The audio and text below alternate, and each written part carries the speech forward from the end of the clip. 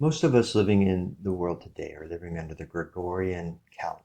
And in the Gregorian calendar, we experientially will experience one day moving into the next. For instance, yesterday when I was awake and working, it was the 25th. Today, as I am waking and working, it is the 26th. What many people know or kind of know, but don't give much thought to, is that the formal transfer of the day took place at 12:01 a.m. So at 12:01 a.m., I left the 25th and entered the day of the 26th. And today, all day long, as I experience this day when the sun comes up and I begin to move around and work, I will be experiencing the 26th. Yesterday, as I got up and moved around, I experienced the 25th. And it works for us. We don't really need to give too much thought to, um, exactly when the day transferred, because all we know is when we get up, it's the next day. Now, there are contracts that delineate that where, like an insurance contract will start at 12:01 a.m. of that day. So when you wake up, the contract went into effect at 12:01 a.m. Uh, Conversely, if it cancels, it has canceled by the time you wake up. So if it says you're going to cancel on the 26th, 12:01 a.m. on the 26th, by the time you wake up on the 26th, you're already canceled. So there are certain times when that exact date does mean something, but generally in practice, no. Just today I wake up, it's the 26th, it'll be the 26th all day for me, and it works.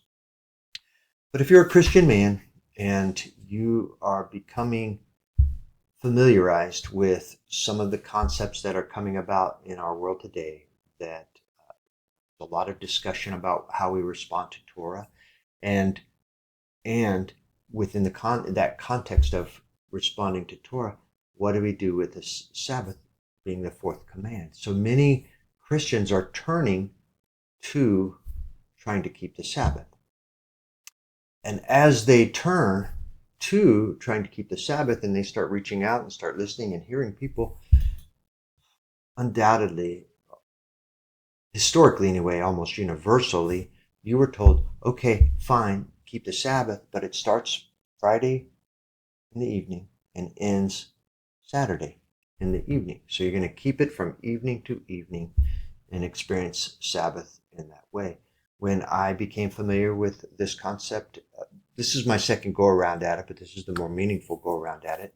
4 or 5 years ago, when my wife and I began trying to keep the Sabbath, we were told that we need to keep it from evening to evening, and we observed it for a while that way. But we have since continued to accumulate information and knowledge uh, and other opinions of this concept, and how we need to be observing the Sabbath. And baked into that, and an integral part of that is then this topic of when does a day begin? And it's relatively important, because if you're wrong about evening to evening, you are celebrating the Sabbath too soon and ending the Sabbath too soon. And then it also impacts the Moedim. It will impact as you are trying to figure out the Passover week and how do you make it work.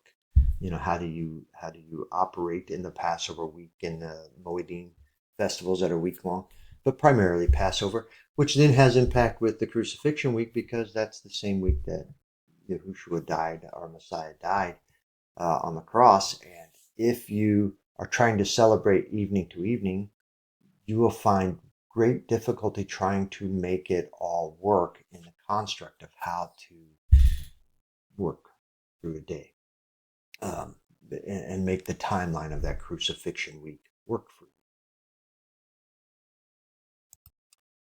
So I'm Jim of Shiloh Kahal, Jim Dale of Shiloh Kahal, and I have done other videos where I have spent time on the subject matter of crucifixion week timing, and on when does a day begin. I've made a couple of different videos, and I've just made a couple different videos associated with when a day begins.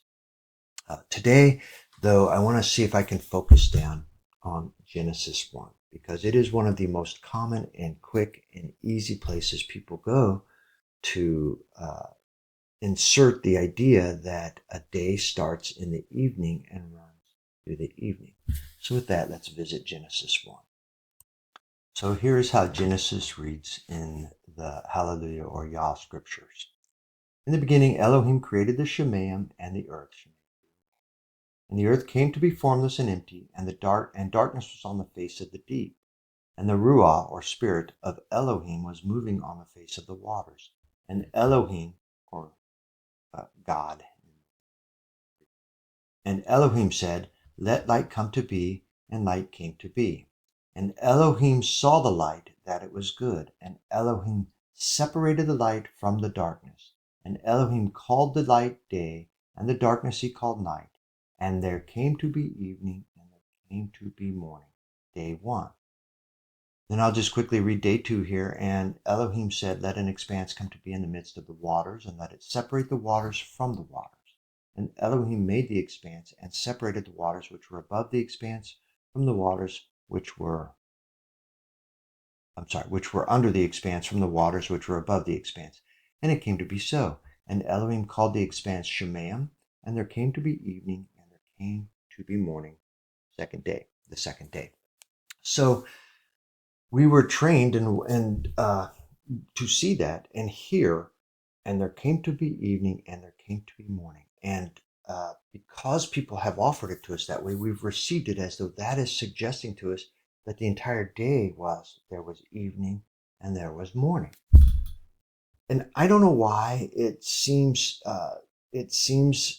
that what I'm getting ready to share was lost on me. I can't, now that I have seen it, I can't unsee it, and I can't go back to the way it was before when I would read the scripture and hear, and there came to be evening and there came to be morning, and leave it at that.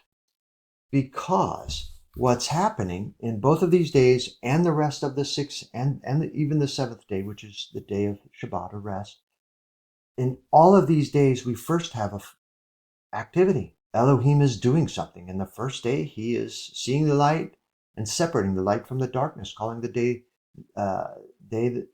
light day and the darkness night. And then in the second day, he's making the expanse or the firmament, and he spends all day making that. And then there came to be evening and night. In all the occasions, first there is a flurry of, or maybe not a flurry, but there's activity that takes place in the day, followed by evening, followed by morning, and then a completion of day 1. So just read verse 5 again. And there came to be evening, and there came to be morning, day 1. So there came to be evening after the activity of the day, and then there came to be morning after the evening, the completion of day 1. Now, I first stumbled into this when a website called on the YouTube channel called To Be Saved introduced it for me. So, of course, and I can't, again, as I said, I can't unsee it now. But I came across some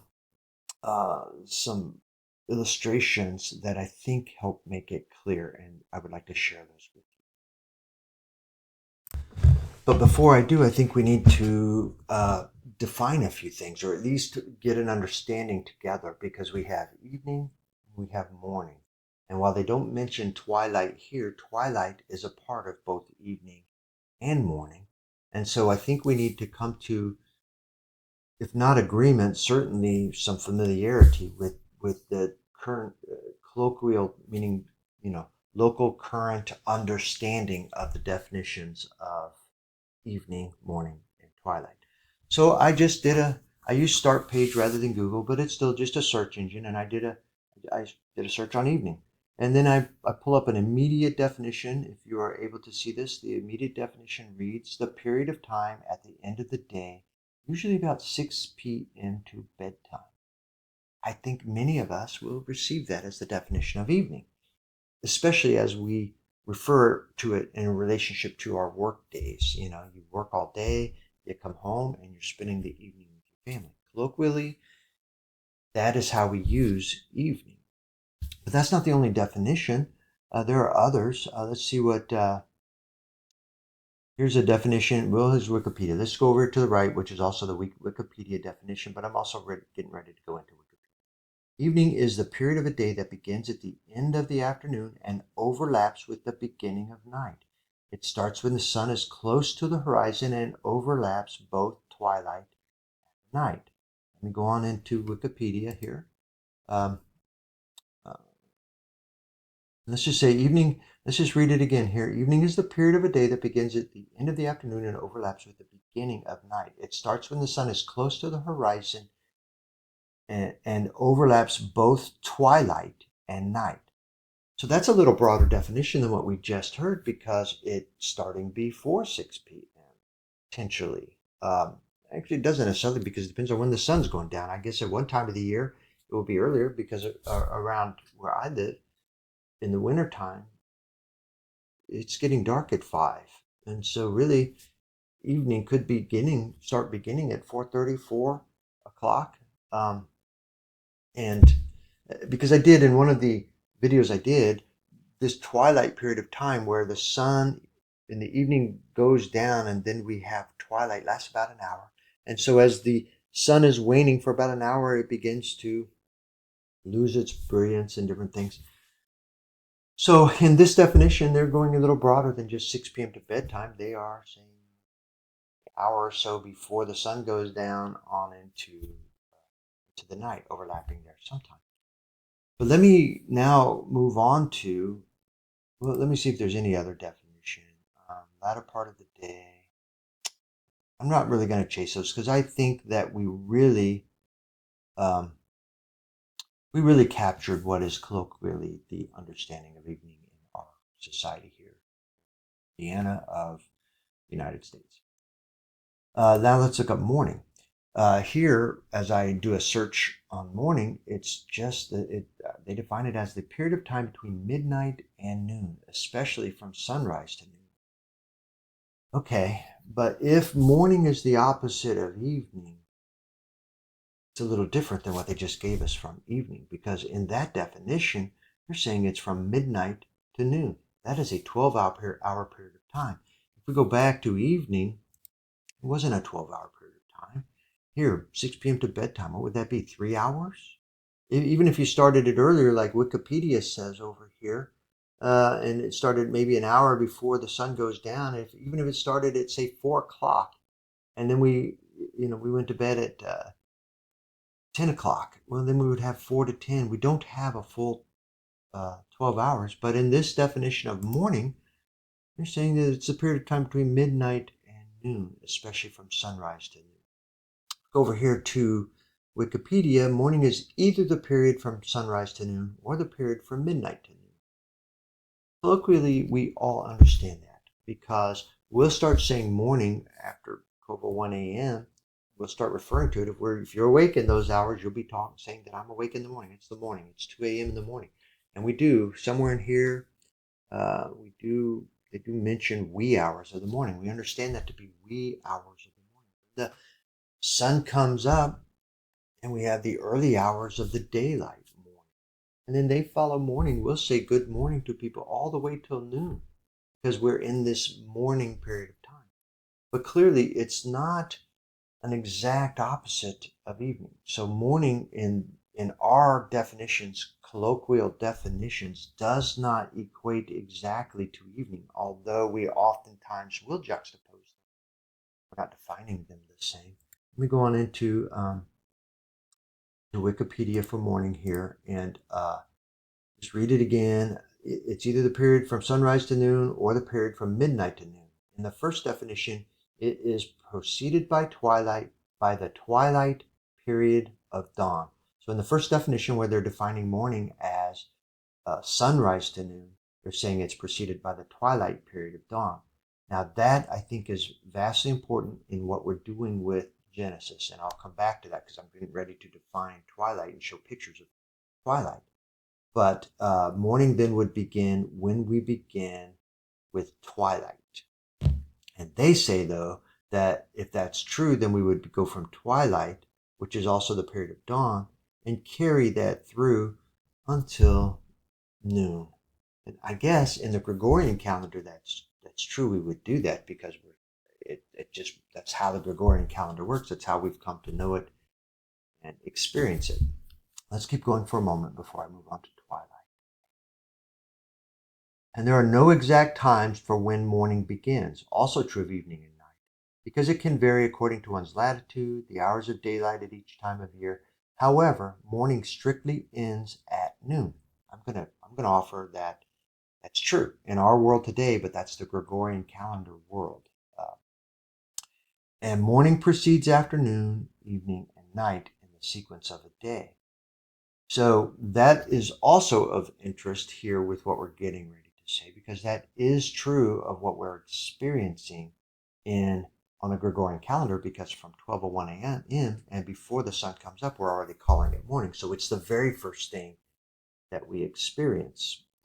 And then from morning, we go into day, then afternoon, then evening, and then night. And that's the sequence. So you have morning, afternoon, evening, and night in the sequence, according to them. And originally, the term referred to sunrise. Now, that also is very interesting. This is Wikipedia. Originally, the term referred to sunrise. And I will say, in the conversation about when the day begins with respect to, say, a Hebrew calendar and keeping Sabbath, all becomes very important in this definition. Originally, the term referred to sunrise becomes very important. Now, here quickly, before I move off, give me just a second. Okay, so just before I move off, why do we, I'm just going to refresh. I've got other videos. I'm going to try hard not to go into too much detail, but why do we receive? Why are we hearing? Why are people telling us that the day is evening to evening? It's because when we begin to try to figure out Torah and Sabbath, we're taught to think of this as a Jewish objective. That this is, by keeping, as soon as you say law and Torah, that's a Jewish thing to do. It's pre-Christian. It's a Jewish thing to do. It involves then their understandings, and we begin turning to them for the understanding of what we're going to do with Torah and Sabbath. But as I have developed in other videos, that's an error, because from 175 BC, legitimate priesthood, the Aaronite, the sons of Aaron priesthood, was removed from office by Antiochus Epiphanes, eliminated, removed from office, and replaced by Hellenist priests, and then the Hasmonean priesthood, which would be the Maccabees, all of whom are not sons of Aaron, are not legitimate sons of, they're just not legitimate priests because they're not sons of Aaron. So they were never supposed to be there. So the legitimate priesthood ended in 175 BC. And at some point, there's so much agreement, and if you went digging, you could find there's so much agreement that at some point the Jewish nation, which I'm going to try to segregate. When I say the Jewish nation, I'm really referring to Yehuda, which would be Judah. So Yehuda, which is the southern kingdom, which would include the tribe of Judah, the tribe of Benjamin, the half tribe of Levi, and those who would move down into the lands of Judah or Yehuda. And those folks, when they went off, everybody acknowledges that at some point they began observing a Babylonian-based calendar, where they then introduced this evening to evening keeping of the day, much like the Babylonians were doing. And there's some argument about when that occurred, because it makes sense. They went off into captivity in 586 BC into Babylon, and everybody thinks that then when they came back, when portions of them and they partially came back in and rebuilt the temple, and we entered the second temple phase, that they brought with them the Babylonian calendar. I will submit to you that is not probably correct, because we have a period of time in Ezra. We've got the sons of Zadok, which are the sons of Aaron, still operating in their role as high priest during this time, and we have them striving for Torah and struggling for Torah. I'm going to say that it is a much more logical and better idea that when Greece, who had invaded and captured the Holy Lands, and really the known world at the time, when they came, they were operating on a Babylonian-based calendar. So their Greek calendar was based on a Babylonian-based calendar. And as they were for a while, they put up with Yehuda, the area of Israel, operating under a different calendar while the Ptolemies were over their land. But when the Seleucids came down from the north and took over the Holy Land from the Ptolemies, and Antiochus pushed for the Greek-based, Babylonian-based Greek calendar. Well, since the sons of Zadok would not go along with it because they were trying to keep Moedim, which requires the original Enoch-based calendar. So they just couldn't accept the Greek calendar. So ultimately, Antiochus just removes them. And I'm sure it wasn't just the calendar. There were other reasons, other problems related to the Torah and the ways that Yehuda was trying to operate according to the laws of Elohim versus the laws of Greece. And ultimately that got him into trouble, led to the Maccabees and everything that happened. But effectively, what we understand as Judaism today got its beginnings when the sons of Aaron or the sons of Zadok were deposed from the priesthood, and we end up with the Pharisees and the Sadducees and the illegitimate leadership leading us into error. But when we as Christians turn back and think we're going to, by the way, that's also the mooring of Judaism.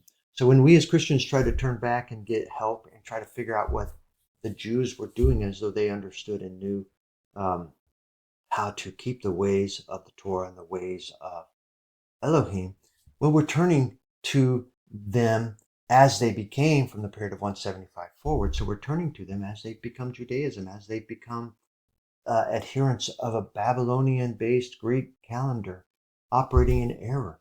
So we're turning to Judaism as though that represents all of the Hebrews, all of Israel, all of Yehuda, when it was the southern kingdom. And it's just not true. We're turning to the wrong people and wrong things and getting wrong information. Okay. So let's return then to Genesis 1. So in this conversation of the day, the concept of twilight becomes quite important. First of all, it is used in some scriptures, some translations in scriptures where, where something between the twilights, which many translations will call between the evenings. Well, do we have 2 evenings in a day? I don't really know. Maybe it seems better more appropriate to call it 2 twilights because we clearly have 2 twilights in every day, and so rather than evenings. But you could potentially call an evening a twilight. Let me just get there and we'll explain it. So let's look up the term twilight then. And in fact, I'm just going to go straight to the Wikipedia definition of twilight because it's a good one, and I'm going to go there in a minute to utilize this graphic up here, this illustration. So twilight is the daylight illumination produced by diffuse sky radiation when the sun is below the horizon as sunlight from the upper atmosphere, and as sunlight from the upper atmosphere is scattered in a way that illuminates both. Let me just go on into Wikipedia. Let me read it again. Twilight is daylight illumination produced by diffuse sky radiation when the sun is below the horizon as sunlight from the upper atmosphere is scattered in a way that illuminates both the Earth's lower atmosphere and also Earth's surface. Twilight also may be any period when this illumination occurs, including dawn and dusk. Let me open up. I'm going to quickly open this and close it. I'll just say it real quick. So when we are discussing twilight, we would be talking about 3 different kinds of twilight, when we're discussing it in other contexts. One of them would be astronomical twilight when it's the darkest, nautical twilight when it's in between, and civil twilight, which is just before the sun either comes up or goes down. Either way, this is the brightest, then the next brightest, then the darkest of twilight. But in the context of a day, here is an excellent illustration that I'm going to use against the Genesis 1 account in all 6 days. Let me see if I can explain this to you. We have a circle here. On the top half of the circle, it's light blue, and a line that divides half of the circle on the top side and half on the bottom is called the horizon. If you go to the right, they're showing a picture, a little yellow dot, and they're calling this sunrise. So if this is the horizon, to the right on the circle is the sunrise. And if you will take this down just a little bit further, they're showing, if you can follow this down and see it, they're showing dawn. And this period of time from dawn, which we will see used in scripture, you'll see it in the accounts of, as Mary Magdalene comes to the tomb at dawn just before sunrise, which is just, okay, let me not get ahead. So we have the dawn, the sun is not up, but we begin to have the twilight. First, we have the astronomical twilight, then the nautical twilight, and then the civil twilight, and then we have the sun just breaking the horizon. And when it does, we have sunrise. And then if you follow this around, the day this would be following it along. Here would say be 9 o'clock if you're up here in at the 2 o'clock number here on this clock. This would be about 2 o'clock. You follow it up to noon, and that would be noon time. That'd be 12 o'clock on the clock. And then you follow it down to what would be 10 o'clock on the clock. And here we're getting into the evening, second half of the day as we're approaching afternoon. Of course, here's noon and here's afternoon. And then as we're approaching evening, we show that, the sun is up. And then once it crosses the horizon and you can no longer see the sun, we still have waning twilight, though. We'll have the civil twilight first, then we'll have the nautical twilight, then we'll have the astronomical twilight, then we'll have dusk, and then we'll have darkness. We'll have night. This is considered night. And this is the order of the day. And this will illustrate for us what this conversation. And let me just see if I can quickly summarize this. So here is the beginning of the day over to the right, which would be at the 3 o'clock position. And it follows counterclockwise and goes up to, say, the 9 o'clock position the 2 o'clock position, to the 12 o'clock position, to the 10 o'clock position, over to the 9 o'clock position, which would be sunset over here on this circle of a day. And then we have the nighttime hours. So we have a day starting over here to the right and going around counterclockwise on this circle. What they would have us understand when we first turn to the Shabbat and this discussion, and they read this in the scripture, then there came to be evening, and then there came to be morning. They are telling us basically, here we have the evening, and they're saying that in the Genesis account, there came to be evening, which is first, and then there came to be morning, which they don't just limit to this, they show it all the way down. I mean, I guess I'm surmising. I don't know that anybody really thinks this all the way through. Do they really take morning all the way to midnight, or I'm sorry, to noon, which you can do colloquially? Or what are they referring to? But it doesn't really matter because, well, I guess it does matter because when I think about, I don't even know how a cursory read, having been advised of something and it becoming your thought process, your paradigm, and then you go read it and you think you're affirming what you're reading. When you read, then there was evening and then there was morning. Now, when I look back, I don't even know how you can it's hard for me to get to that understanding with the rest of what we know. But what they're basically saying is, then there is evening, it starts here, and this is the first thing that happens then, because that's how they're interpreting it. Then there was evening, first thing, we go through evening, then sundown, which would have to start at sundown, evening starting at sundown. The first thing that happens then is this twilight period after the sun goes down. We get into night, and then we have dawn, which is before the sun comes up, but we start getting into light, and then the sun comes up. So we would have evening, and then we would have morning. And then maybe they would say they would take morning all the way to noon. They could if they're thinking that much through it, but we still have an unaccounted for period of time over here. So in that idea that a day runs from evening and then there was morning, day one. If you're thinking that describes a day, okay, but where is any discussion of the daylight up here? There isn't any. But then now let me show you on this illustration then how I'm now perceiving this description in Genesis. The first thing that happens when we get to Genesis, and go back to the beginning, first of all, he could see that the earth was formless and empty, and his spirit moved across the faces of the water. And then Elohim said, "Let there be light," and light came to be. And then he saw the light, and that it was good. And Elohim separated the light from the darkness. And Elohim called the light day, and the darkness he called night. And there came to be evening, and there came to be morning, day one. Now let's go read this on our illustration. So here would be the beginning of the day, let's say.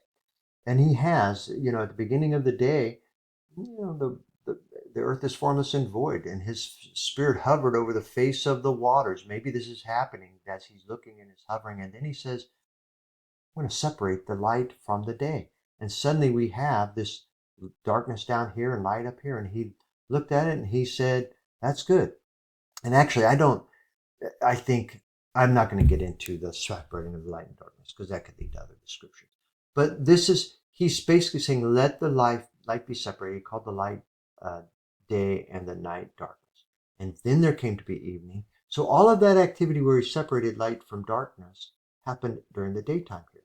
It's not specifically saying it's happening during the daytime, but he's talking about all this activity taking place here.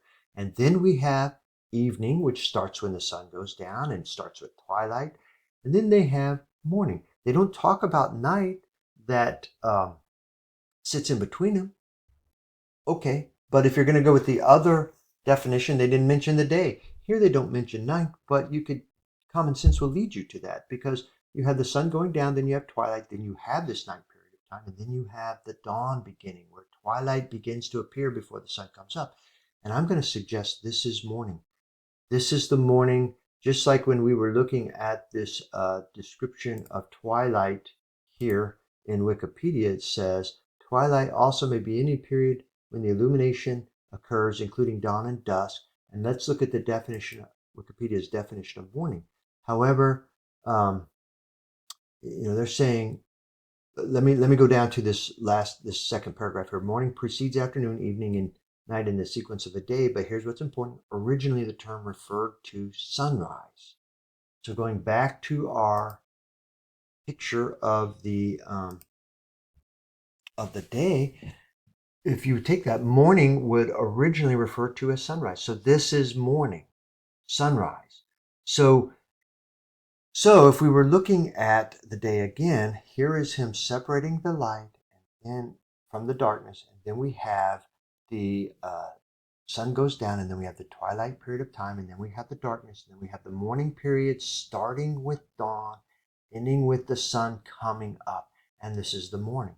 So if you were to look at Genesis again, we would have the daylight period of activity with the activity that he does, and then there was evening, and then there was morning, the completion of day one.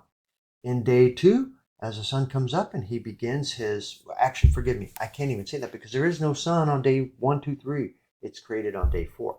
But at the beginning of the next day, with the light beginning, I guess, however it looked when there was an evening and a morning that first 2 or 3 days, when the next day begins, it starts with him creating the firmament or the expanse, which takes him all day and takes this daylight period of time. And then there was an evening, and then there was morning, completion of day 2. Now let's go see what they did on day 3.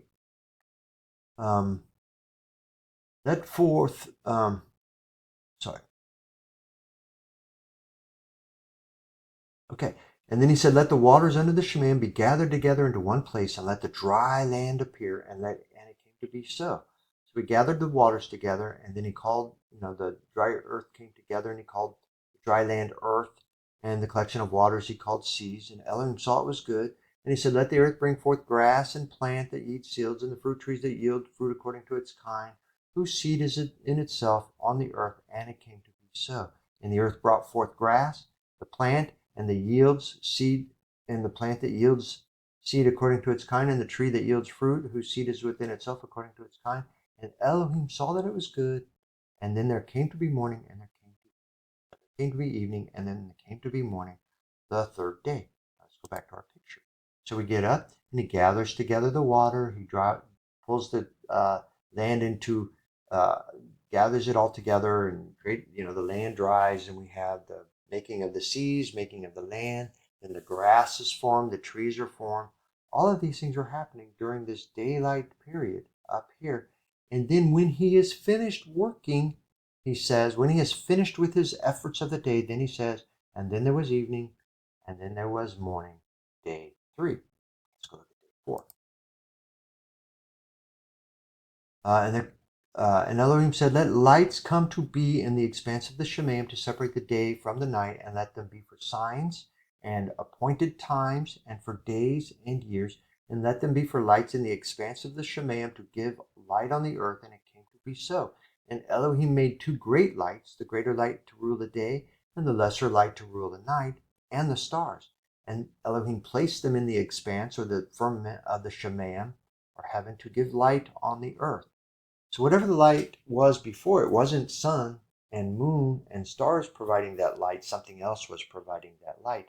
But from day 4 on, it appears that the sun, moon, and stars were the primary givers of light. And probably, and maybe, apparently, whatever was giving light before may still be there, maybe still be part of it. Maybe not all of the light that we see is related to the sun, moon, and stars. Maybe, I really don't know. We don't know. If it's been told, I wouldn't know where it's at in Scripture. But whatever light was there from days 1 to 3 do not appear to be the primary lights from day 4 onward. But he creates all the lights in the sky and separates light from darkness. Saw it was good, and then there came to be evening, and then there came to be morning, the 4th day. So let's go look at our picture. So here we have the creation of this, separation of the sun, of the light from the darkness, and the creation of the sun and the moon and the stars that are for the times, modems, and seasons and years, all the measurements and different things. So we have all of this activity that he's got going on during this period of time that from this day forward, we're going to start calling the daylight hours, the sunlight hours, the time that the sun is up. Because this is, apparently with the sun, this will be the first time the sun sets. So really, evening isn't probably even tied to it, the sunset necessarily, but there is a twilight. There is a so on day 4 we definitely have the sunset, maybe the first sunset, and then we have the twilight period of time, which we're going to call evening. And if you want to call evening down here at the afternoon while the sun's still up, okay, whatever. I'm not really sure what to do with that, but at the end of all of this activity comes evening. And then there comes morning, and between them almost certainly must be night, because that's what is between the evening and the morning. So again, just to say, day 4, we create the sun, moon, and stars. We have all this activity, and then we have the evening, and then we have the morning, day 4.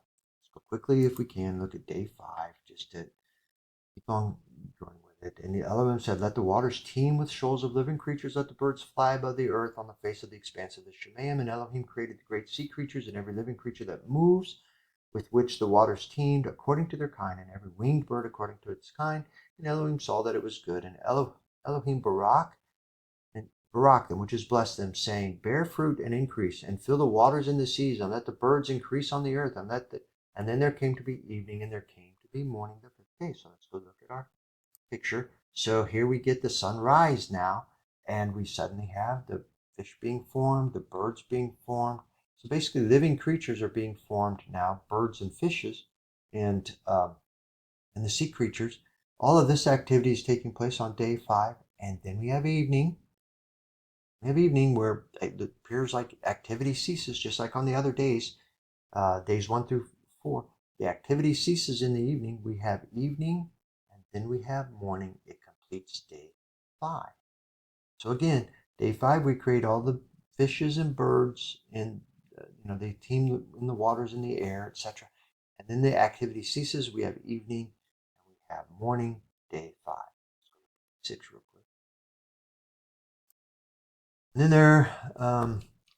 And then Elohim said, let the earth bring forth the living creature according to its kind, livestock and creeping creatures and beasts of the earth according to its kind. And it came to be. And Elohim made the beasts of the earth according to its kind, livestock according to its kind, and all that creep on the earth according to its kind. And Elohim saw that it was good. And Elohim said, let us make man in our image according to our likeness, and let them rule over the fish of the sea, over the birds of the Shemaim, and over the livestock, and over all the earth, and over all the creeping creatures. Elohim created the man in his image. In the image of Elohim he created, male and female. And he baraked them, and Elohim said to them, bear fruit and increase, and fill the earth, and subdue it, and rule over the fish of the sea, over the birds of the Shemaim, and over all the creatures moving on the earth. And Elohim said, see, I give you every plant and field which yields on the face of the earth, for you it is food, and to every beast, etc. And it all came to be so, and Elohim saw that all he had made, and see, it was very good. 6 days. So let's go back to our illustration. So the end of the 5th day, the morning, and now we have the sunrise and the beginning of all this activity. So the day before he made the birds of the air and the fish of the sea, and now today he's making all of the animals of the earth, all the things, livestock and creatures, creeping creatures, all the things that now crawl across the earth, he's making on the 6th day, and he culminates with making man when he's done somewhere on the 6th day to make us in his image, etc., to rule over everything he had just created. But we have all this activity taking place during this day, and then we have the end of the day when activity is ceasing, and we have evening, and then we have morning, day 6, which is the completion of day 6. So we have the creation of all the earth. Then there was evening. Then activity ceases. Then there was evening, and then there was morning. And this is the summary of every single day that was made. Activity during the day period of time, and then the ceasing of the activity, and then evening, and then morning, the completion of the day. So the cycle is not like what we saw in this definition, according to Wikipedia, that would be true in the Gregorian calendar, but not according to Genesis, where they're saying morning precedes the afternoon and evening and night in the sequence of the day. Genesis says the day, the sunrise, is the very first thing, and then we have, you want to call the rest of that morning, okay, but what we have first is the day period of time. And in this picture, it would basically be, it would be, pulled back up, it would basically be all of this day. So this comes first in Genesis, all of this day, starting from sunrise to sunset. All of this comes first. Then evening comes, go back to their definition. Then we have the afternoon, then we have evening, then we have night, and then morning is the very last in the sequence. So it should read, according to Genesis, day precedes evening, evening precedes night, night precedes morning in the sequence of a day, according to Genesis. And then they follow up with this sentence, originally the term referred to the sunrise. Now let's quickly go to day 7 and see what they say. So on day 7, after the end of the 6th day, thus the Shemaim and the earth were completed in all their array. And on the 7th day, Elohim completed his work which he had done, and he rested on the 7th day from all of the work which he had made. And Elohim baraked the 7th day and made it Kodesh, which is separate, because on it he rested from all of his work which Elohim in creating had made. These are the births of the Shemaim and the earth when they were created in the day that Elohim made earth. And no shrub and field of the field was yet on the earth, and no plant of the field had yet sprung up, for Yahweh Elohim had not sent rain on the earth. Okay. I'm not, at some point I would need to read a little bit further, but I'm pretty confident that even though he goes into the 7th day, he doesn't really talk about, and then there was evening, morning, day 7. So we don't really have quite the same discussion. And we have all this activity, and then we have evening, and then we have morning, the end of day 7. Day 7. I don't recall any of that language in Genesis. But we do have maybe this entire thing called the 7th day. And all of it is the day of rest. So let me summarize, because I was hoping to keep this a rather short video. This is an illustration of what we're experiencing in Genesis. Genesis, by virtue of every day starting with all of this activity during what would be this day period of time. So in Genesis, by virtue of that description, we first have this period of time. And then at the end of every day, we have evening. Then we have morning, the end of the day. That is a day in sequence according to Genesis. So as we are pulling this into what we do with Shabbat, we should not be following the Jewish traditions and leading and guiding and their error in trying to keep the Shabbat according to a evening to evening calendar and methodology, we should keep the Shabbat as the sun comes up on Saturday. Because at dawn, it's still part of Friday. It's still part of the last day. When the twilight begins, it's all still part of the previous day. So if today is the 26th, all of this twilight, when it starts to come up, is still the 26th, and it will be the 26th until the sun rises. And when the sun rises, it becomes the 26th. Now, let me quickly say, I had a check, and that's why you saw me pause. Some of this is surmising. Scriptures don't say that emphatically, that the sunrise and the sunset are the exact definitions of when we have evening and morning and twilight, but it seems evident that way. And we're all tend to work on that. But whether it's sunrise or some period here, the 26th of a day does not begin until morning has ended. Whatever Scripture is calling morning, which I believe is this twilight period of time, the next day, the 26th, does not begin until that next day starts. And I'm going to say it's most likely the sunrise here. So the 26th, it is the 25th as we go to bed. It is the 25th past midnight. We don't go to the 26th at midnight. It stays the 25th through the twilight mornings until the sun comes up. And now we have the 26th, which is a Shabbat. I am on Shabbat today. So here on the 26th, as the sun comes up, I am honoring the Shabbat. Today my Shabbat begins, and it will continue all day through the sunset. When the sun sets, I'm not changing days. It's still the 26th and it's still Shabbat through this evening, through this twilight period of time after the sun has gone down, but I still have daylight. Through the night, so on into midnight, past midnight, I'm still on the Shabbat. And I will be on the Shabbat. I will not want to do any work or violate or do. I will still be honoring the Shabbat all the way through the twilight mornings until the sun comes up. And that's how we are to treat a day with regard to our Shabbat, in my opinion, according to Genesis, but also in accordance with so many other scriptures that are in this direction. With respect to the Passover week and the crucifixion week, if you will work with this, what I just gave you, the sunrise beginning, the beginning of the day, and this period of time here into the evening, and it remaining the same day all the way through twilight to the next day. If you will utilize that same day, you will be able to make heads and tails of the Passover week and heads and tails of the crucifixion week.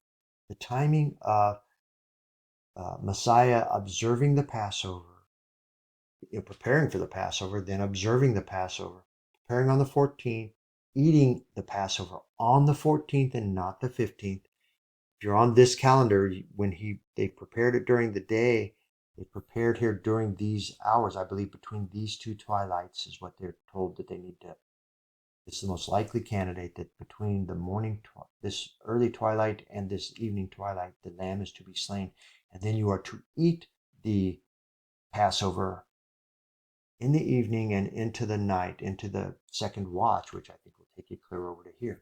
But all of that is on the 14th, and that works if you're going evening to evening. It does not work. I'm sorry, it works if you are going sunrise to sunrise, as I just described in Genesis. It does not work if you're trying to go evening to evening, because at evening you've just changed to the 15th, and you're no longer eating Passover on the 14th, which is the day of Passover. You're eating it on the 15th, which is the first day of the Feast of Matzah, or the Feast of Unleavened Bread. So all of this has significant implications for how you observe Passover and the Shabbat, and then how we can time the crucifixion week, because Messiah ate they prepared on the 14th. He ate his meal here into the evening, and then around midnight, around this period, sometime in this dark, they all went to the Garden of Gethsemane, where he began to pray and await the coming of the soldiers, and they came sometime in this period of time here in the darkness, and then they all started moving them into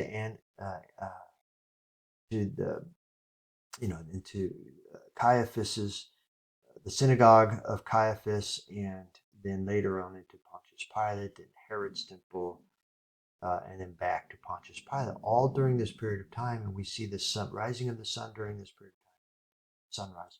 And I'll just stay with it quickly if I can. And then we have, this would be, uh, there was one passage where in John where they're calling this sunrise to be the 6th hour. Where on the Gregorian calendar that they were operating on, it would be, because you would have, from noon to 1 being the 1st hour, and then you count it all the way down. Sunrise is the 6th hour in the Gregorian calendar. So when I'm waking up, it's the 9 o'clock, so it's the 9th hour for me right now. But in the way that the Israelites and the Yehuda would be counting it, with sunrise, we have the 1st hour. So we have the 1st hour of the day, then we have the 2nd hour, and then we have the 3rd hour. So all of this period of time was when Yahushua was going through his time with Pontius Pilate, and then he is let off during this first couple hours of the day, and on the 3rd hour of the day, he was, so you have say 6 to 7, 7 to 8, so around 9 a.m., 3rd hour of the day, he's crucified. And then we have 3 more hours after he's crucified that we reach the 6th hour of the day, which would be noontime, when darkness covers the land. And then we have 3 more hours that he remains alive on the cross. It carries us through to about 3 p.m., which is now the 9th hour of the day, according to this understanding. This is how they're counting in your scriptures, except for that one passage in John. The rest of them are all counting this as the 3rd hour, the 6th hour, the 9th hour. And it's at the 9th hour that he passes. Now, from the 9th hour to the 12th hour, you'll get the Jews trying to get him down off of the cross, because to them, first of all, with sunrise, we've now entered the 15th in the Zadok calendar, the Enoch calendar. You've entered the 15th now, and we're on the first day of Matzoth. So he is taken on the 14th. He eats the Passover meal. He's taken on the 14th, but he's actually being crucified on the 15th. And also the 15th is a Sabbath day. So this whole time is being a Sabbath day. But for the Jews, as Jesus is dying here on at the 3rd hour, at the 9th hour, which is around 3 p.m., they're trying to get him down and off, because according to them, they're getting ready to. They're still on the 14th here in their calendar. And they're trying to get him down so that when the sun goes down and their 15th begins, and they start the Passover and the meal of the Passover, which they'll be eating on the 15th, their 15th, they're trying to get him down so that they can celebrate all of this, what they're calling Passover and the Passover meal. They're trying to get him down. But they were operating on a different calendar together. And it's at evening, which starts their next day. And it's at evening that starts their high Sabbath, which for us started over here at sunrise, but for them starts at sunset. And if you're trying to keep their calendar, that's what's happening to you. And you're having a hard time then making all these days work, because you think Yahushua is supposed to be dying on the 14th. There's just all kinds of gymnastics you have to go through. But if you will stay with this calendar, it will all, and this day, it will all, the timing of that crucifixion and what Yahushua went, all take its place. It fits. Thank you, and may you be Baruch.